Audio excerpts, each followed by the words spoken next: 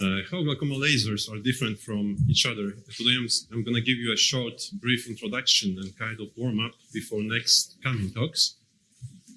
This is my disclosure.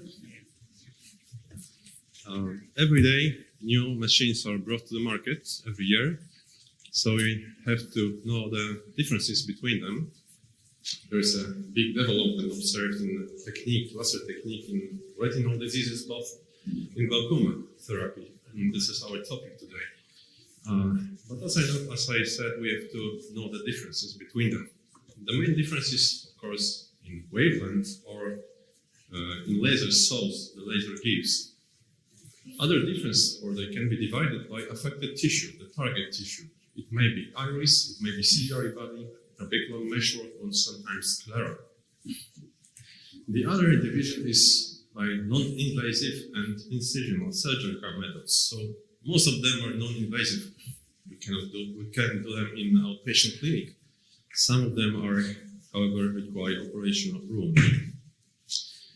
The other point of view is the effect they do on tissue. It's maybe thermal coagulation or sometimes no visible destruction, no tissue destruction. This method you could usually repeat.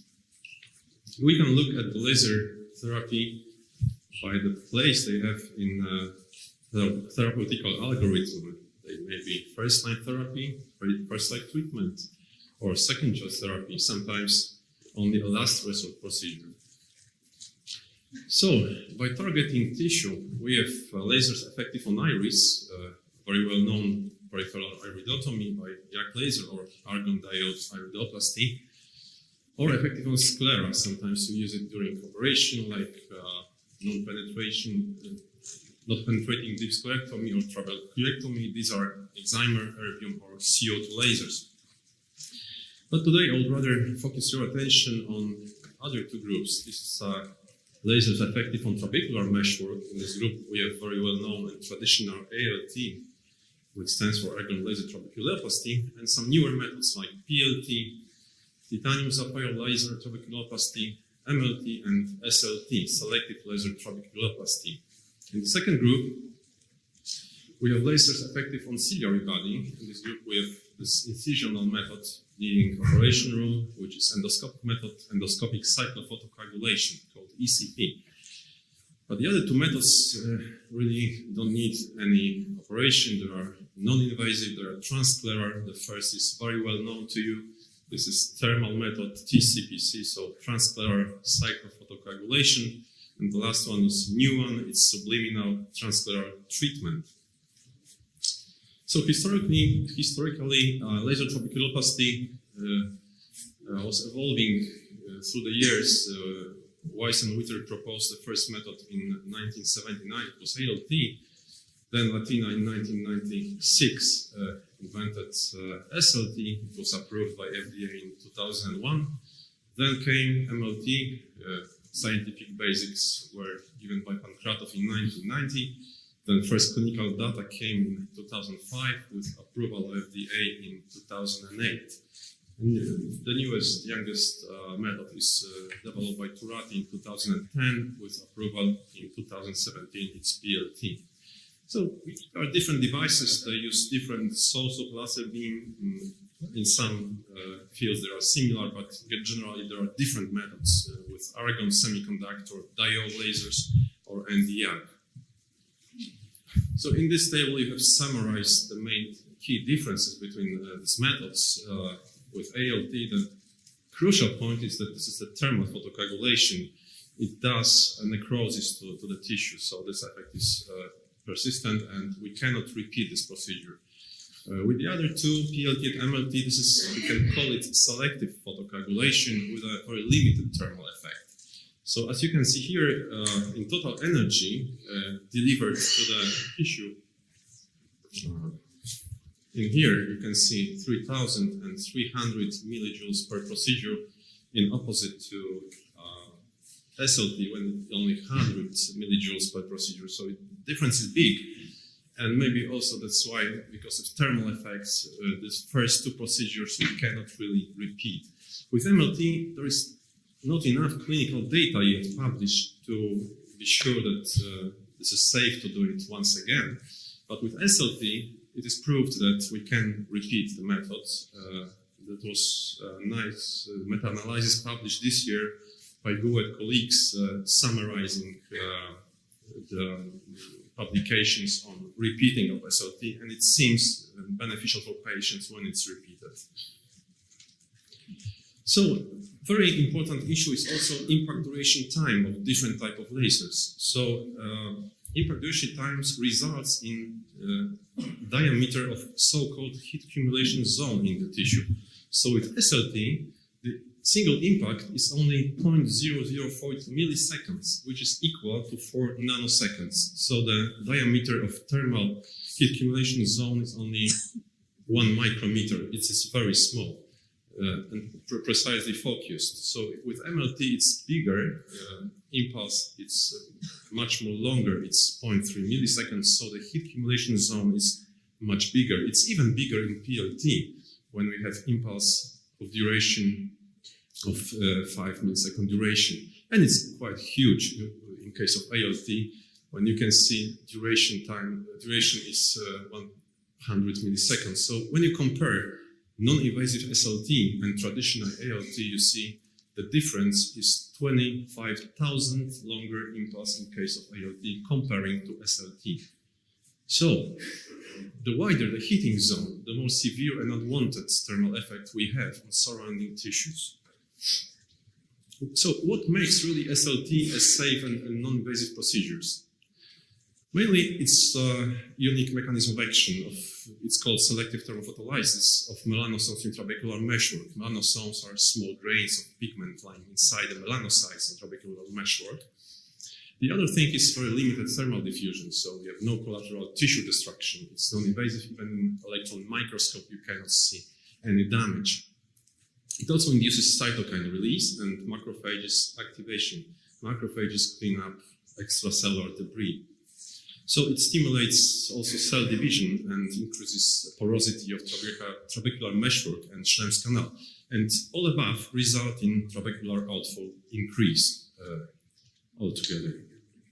Maybe that's why European Glaucoma Society allows us to consider laser trabeculoplasty as a first initial treatment for POAG, exfoliative and pigmentary glaucoma. The other method I would like to tell you a few words about is transscleral cyclophotocoagulation. This method is very well known. It's old. It was invented in 1972. First, it was performed with xenon and ruby lasers, then diode. It is still used widely for alleviating pain in blind eye, for example, in eye with poor visual potential, or after surgical failures, or simply where we cannot do surgery. It is a very effective method in IOP lowering, but it's burdened by plenty of side effects, sometimes really serious complications.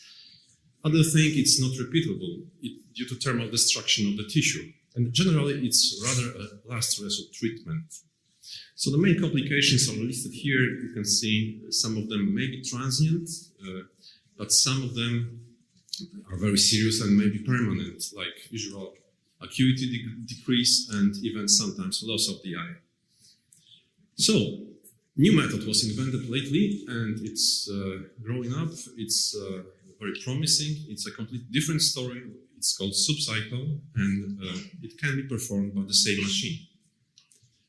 What's the main difference between thermal CPC and subcycle? In subcycle case, the laser beam is divided, fractionated into small shots. Between these shots, you have gaps. In this gap, the tissue has enough time to cool down. So this is non-thermal, low thermal procedure. It's called tissue thermal relaxation time. That's why the tissue is not thermally destroyed during the procedure, opposite to the traditional method when duty cycle is 100%, which means the power is delivered to the tissue all the time, and this is a thermal procedure. That's why there is necrosis in this method. So, what's new in subcycle is there is no significant pain or inflammatory reaction after the session. We observe very slight reaction usually. There is no ciliary body thermal photocoagulation, so we can repeat the method. It induces uveoscleral aqueous pathway by remodeling of the ciliary body and selectively impairs ciliary body pigment epithelium. Because of all above, the method has broader spectrum of indications than the traditional thermal CPC. It's not only last chance therapy, in other words.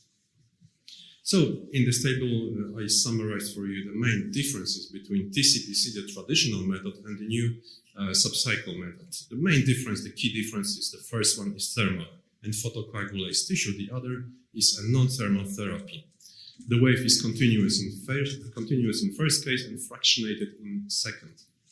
So, the inflammation is present usually in the CPC and in subcycle, plus minus. Sometimes yes, sometimes no, but we cannot repeat the TCPC while we can repeat subcycle with success usually.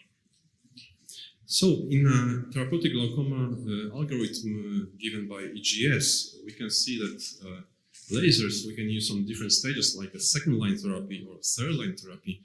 But do we really can use lasers as equal to the first-line therapy, equal to drops, equal to topical medications? Let's have a look at this scheme showing contemporary view on our glaucoma treatment these years, from outpatient to clinic, from outpatient clinic to surgery. We start with medications usually as a first-line therapy. In second line, we have trabeculoplasties, minimally invasive glaucoma surgery, traditional surgery, and parallelly it's subcycle TCPC nowadays, ending with thermal photocoagulation. But new data are coming every year, new publications, and we gain some news. So very nice publications was even this year. It is a light study published in March this year in Lancet. It's called Selective Laser Trabeculoplasty versus Eye Drops for First-Line Therapy of Ocular Hypertension and Glaucoma.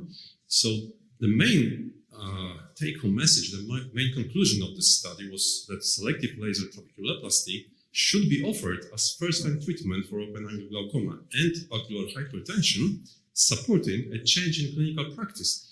So maybe we should a little bit rethink our algorithms in treating patients and move a little bit laser trabeculoplasty to first-line therapy. It's now some kind of allowed, let's say. So, for the short summary, we have open-angle glaucomas and secondary glaucomas like pigment dispersion syndrome or pigmentary glaucoma and pseudoexfoliation glaucoma. We can use laser trabeculoplasty in these cases. As a second-line treatment, we have now subcycle, which can be used for angle closures. There is still good place for iridotomy and iridoplasty, very traditional ones. Sometimes we can, however, do iridotomy in pigmentary glaucoma when we have presence of reverse pupillary block. And in very complicated cases like neovascular glaucoma or end-stage disease, we have this thermal transclear CPC still. However, we can use it in selected cases in refractory glaucomas also.